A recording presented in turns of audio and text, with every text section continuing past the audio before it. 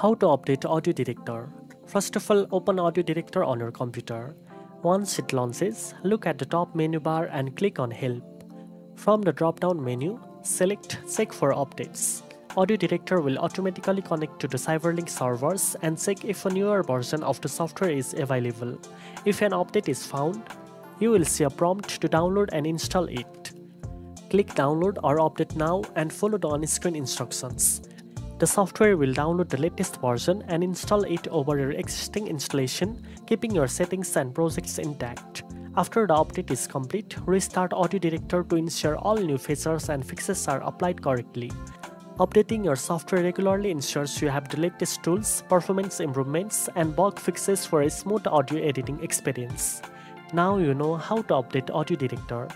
If you found this video helpful, don't forget to like, share, and subscribe for more editing tips. Thanks for watching, and I'll see you in the next one.